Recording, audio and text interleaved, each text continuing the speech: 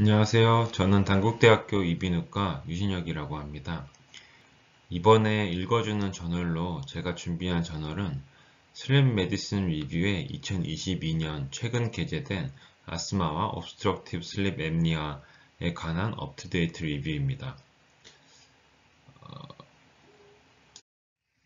제가 리뷰해드릴 논문을 선정하면서 가장 고민했던 부분은 바로 비교적 영상으로 보면서 혹은 음성만 들으면서 전에 들으셔도 그 내용이 복잡하지 않으면서도 좋은가 였습니다.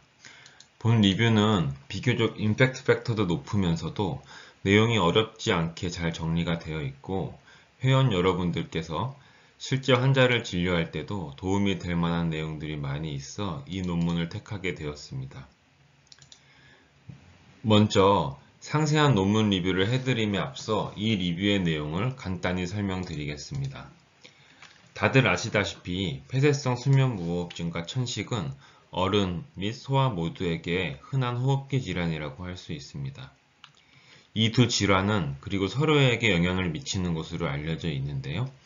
Obstructive Sleep Apnea는 Asthmatic Airway Inflammation과 연관이 되어 있고 Poor Asthma Control과도 연관되어 있다는 연구들이 있으며 반대로 에스마 또한 수면 무호흡증에 악영향을 미친다는 보고들이 많이 있습니다. 이 두 질환의 Overnight Respiratory Symptom은 비교적 비슷하기 때문에 소아에서는 적절한 진단 및 치료를 위해 인페이션트 폴리솜노그래피가 필요하다는 이야기를 하고 있으며 폐쇄성 수면 무호흡의 치료인 CPAP은 에스마 컨트롤에도 도움이 된다는 보고들이 많이 있다고 합니다. 더불어 소아에서 TNA-OP는 이 두 질환의 치료 및 조절에도 도움이 된다고 알려져 있고 따라서 제가 이제 이번 시간에 소개해드리고자 하는 본 논문에서는 이들에 대한 최근 연구들을 리뷰하면서 이 두 질환의 바이디렉셔널 링크를 강조하고 있습니다. 먼저 에피데미올로지 측면에서 에스마와 OSA의 프리밸런스에 대해서 살펴보시면 세계적으로 수많은 환자들이 OSA와 에스마로 진단받고 치료받고 있는 것은 알고 계실 거고 이 두 질환의 연관성을 본 많은 연구가 있습니다만 이제 대표적으로 천식 환자에서 OSA의 프리밸런스가 높게 나타난 것을 메타 아날리시스에서 확인한 연구가 있습니다. 이외에도 OSA 리스크와 이제 에스마의 severity, 그다음에 poor asthma control, 그다음에 asthma exacerbation의 빈도와의 연관성을 확인한 많은 연구가 있고 시비어 에스마 환자에서 OSA의 유병률이 9배까지 높게 나타난 연구 또한 있습니다. 반대로 이제 OSA 환자에서 에스마의 빈도가 더 높게 나타난 것을 몇몇 연구에서 확인한 바가 있습니다. 이를 통해서 이 두 질환의 프리밸런스의 측면에서 이제 서로 연관성이 있음을 확인할 수가 있습니다. 이 두 질환은 또한 공통적인 리스크 팩터를 공유하고 있다는 점도 재밌습니다. 그래서 비만이나 비염, 그다음에 흡연과 전신 스테로이드의 사용, GARD 등이 공통으로 관련된 위험 인자라고 알려져 있고 이 중에 특히 비만은 OSA의 메이저 리스크이면서 천식의 프리밸런스를 높이는 공통의 위험 인자로서 체중 감소를 하게 되면은 에스마 리레이티드 QOL과 벤틸레이션 메카닉스를 호전시키고 녹터널 옥시제네이션, 데이타임 썸널렌스, ALC 등의 호전 또한 기대할 수가 있다고 합니다.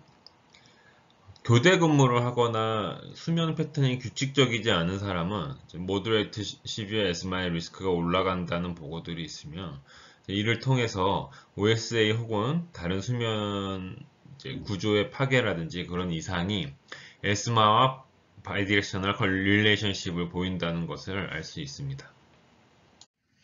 이제 본격적으로 OSA와 천식의 바이디렉셔널 링크에 대해서 살펴보겠습니다. 먼저 서카디안 클럭의 측면에서 살펴보면 실제로 천식 환자들은 OSA가 없음에도 불구하고 밤에 증상을 호소하는 경우가 많이 있고 특히 새벽 4시 같은 경우에는 이 새벽 4시에 Peak Expiratory Flow Rate가 FEV1이 가장 낮게 나타나는 경향이 있고, 메타콜린과 히스타민의 가장 큰 브론키알 하이퍼리스판시브니스를 보인다고 합니다. 또한 이 시간에 브론키알 에오시노필이나 림포사이트, 뉴트로필, 그리고 토탈 류코사이트 카운트가 가장 높게 나타난다는 연구들이 있어 이를 뒷받침해주고 있습니다. 마우스 모델을 사용한 많은 연구에서 코어 클락 진인 BMAL1이 딜리션 되거나 녹아웃이 되면 Acute Viral Induced Bronchiolitis 혹은 Asthma-like Airway Change 등을 불러일으키고 렁의 에오시노필 및 인터루킨5 등의 증가를 불러일으켜 에어웨이 인플레메이션을 유발함을 확인하였다고 합니다. 또한 이러한 진들이, 그러니까 코어 클락 진들이 시비어 OSA 환자에서 디스럽션 되어 있거나 밤에 주로 많이 다운레귤레이션 된 것을 확인한 연구들이 있어 이런 설카디안 클럭의 관점에서 OSA와 에스마는 바이디렉셔널 링크가 충분히 있음을 확인할 수 있습니다. 네, 이번에는 에어웨이 인플레메이션의 측면에서 이 두 질환의 연관성을 한번 보시겠습니다. OSL은 발생할 수 있는 크로닉 인터미턴트 하이폭세미아는 브론키얼 에피셀리얼 셀과 알베올라 매크로파지 등을 통해서 에어웨이 인플레메이션을 유발하게 됩니다. 하이폭세미아가 발생하게 되면 HIF2A 등을 통해 브론키얼 에피셀리얼 셀 프롤리퍼레이션을 불러일으키게 되고 내자 에피셀리얼 셀의 퍼미에빌리티를 증가시키게 되며 HIF1A 그리고 NF-카파-B 패스웨이 등을 통해서 뉴트로필 서바이벌 또한 증가되게 됩니다. 그 외에도 인터루킨 6나 MMP2, MMP9, 인터루킨 8, PDGF, VEGF 등을 증가시키게 되고 P38, MAPK 시그널링 패스웨이 등을 통해서 스테로이드 센시티비티 또한 감소시키게 됩니다. 네, 이러한 측면에서 OSA가 있는 시비어 에스마틱 페이션트에서는 OSA가 없는 환자들과 비교했을 때 스푸텀 누트로필이 레벨이 높게 나타나고 스푸텀 매크로파지의 레벨은 낮게 나타나고 스푸텀 인터루킨 8이나 MMP9 같은 사이토카인 레벨은 높게 나타난다는 보고가 있고 따라서 이제 OSA는 에스마를 더욱 악화시키고 스테로이드의 저항성을 띠게 한다는 것을 어느 정도 확인할 수가 있습니다. 제가 소개시켜드리는 이 논문의 피겨 2는 이러한 인터미턴트 하이폭세미아가 AOA에 어떤 영향을 미치는지를 나타낸 무식도입니다. 이 전 슬라이드들에서 말씀드린 대로 매크로파지의 인플라메토리 사이토케인의 분비를 변화시키고 뉴트로필 인플럭스를 증가시키게 되며 브론키얼 에피텔리알 셀의 퍼미어빌리티를 증가시키는 역할을 하기 때문에 OSA가 에스마의 악화에 영향을 미친다고 확인할 수 있습니다. 또한 에어웨이 피지올로지의 측면에서 두 질환의 연관성을 보시면 하이폭세미아는 캐로티드 케모 리셉터를 통해서 브론키얼 하이퍼 리액티비티를 악화시키게 되고 에스마 환자에서 OSA는 또한 FEV1의 감소를 더 촉진시키는 역할을 한다고 합니다. 또한 천식의 야간 증상으로 인해서 슬립 프래그멘테이션이나 슬립 디프레베이션을 불러일으키게 되므로 이러한 면에서 두 질환의 연관성을 충분히 확인할 수 있고 이 두 질환의 연관성의 메커니즘을 충분히 이해하는 것이 두 질환의 치료에 도움이 될 것입니다. 그래서 제가 지금까지 말씀드린 내용을 정리한 것이 논문에 나와 있는 피겨 1이고 피겨 1에서는 두 질환의 바이디렉셔널 링크에 대한 메커니즘을 개략적으로 이야기를 하고 있습니다. 그래서 에스마와 obstructive sleep apnea가 서로 어떤 영향을 미치는지를 개략적으로 정리가 잘 된 그림이기 때문에 우리 이 영상을 보시는 회원님들께서도 한번 잘 살펴보는 편이 좋을 듯 합니다. 이번엔 진단적 측면에서 두 질환에 대해 살펴보시면 OSA의 증상인 녹터널 디스니아와 non-restorative sleep 등은 천식과 연관된 증상들이기도 하고 이 두 질환은 이전에 말씀드렸다시피 비만이나 비염, 축농증과 같은 많은 공통 인자들을 공유하고 있습니다.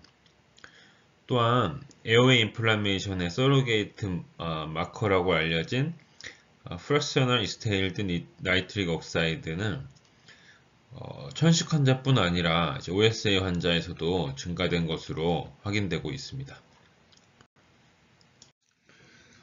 이번에는 천식의 치료가 OSA에 미치는 영향에 대한 내용을 보시면 천식의 대표적인 치료제인 스테로이드 흡입제는 이제 오히려 OSA의 위험성을 증가시키는 것으로 알려져 있습니다. 그래서 ICS는 어퍼 에어웨이 딜레이터 머슬의 컨트랙틸리티를 감소시키고 센트리페탈 팻의 어큐뮬레이션 및 리디스트리뷰션을 유발시키기 때문에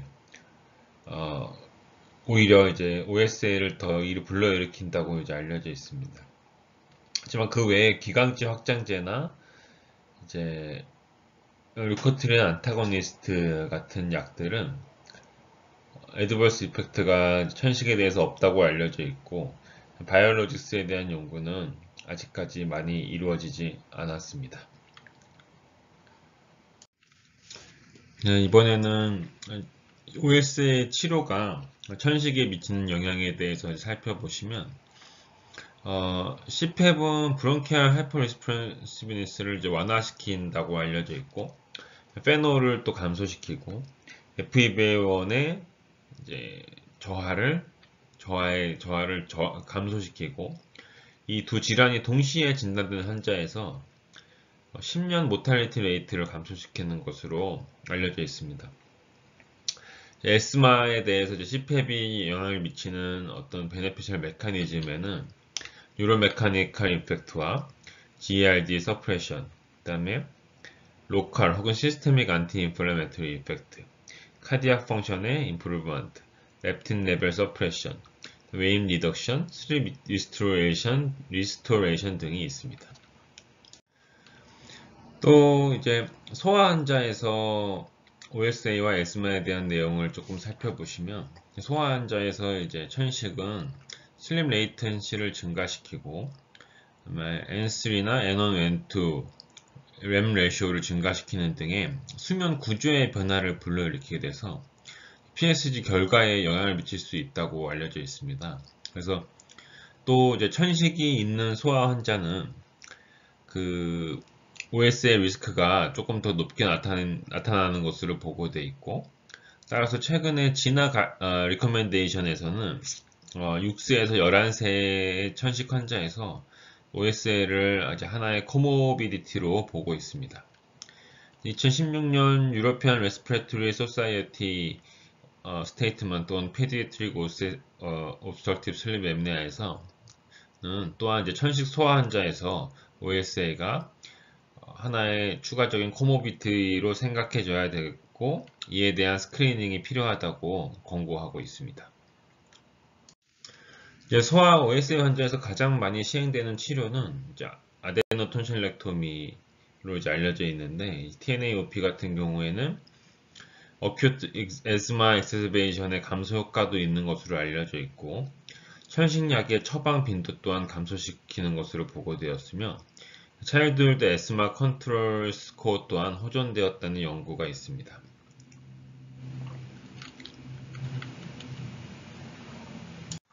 그래서 이제 실제 임상적 측면에서 시사하는 바를 생각을 해보면 소아 환자에서 적절한 치료에도 에스마가 조절이 잘 되지 않는 경우에 OS에 대한 이밸루에이션이 필요할 것으로 이제 생각을 하시면 되겠고 OSA와 에스마는 여러 가지 측면에서 서로 영향을 미치고 깊은 연관성이 있는 질환이기 때문에 특히 이제 OS에 대한 치료법인 CPAP이나 TNA-OP는 어떤 천식에도 효과를 영향을 미치는 것을 알 수 있습니다.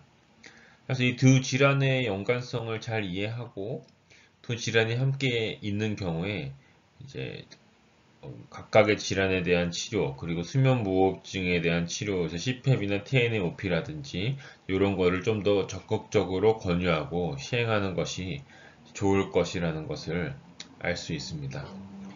어떻게 여러분들의 진료나 뭐 연구에 도움이 좀 되셨는지 모르겠습니다. 그래서 제가 준비한 읽어주는 저널 2022년 2월 편은 여기까지고요. 다음에 좀 더 좋은 내용과 좀 더 좋은 저널로 여러분을 다시 찾아뵐 수 있길 바라겠습니다. 지금까지 봐주셔서 감사합니다.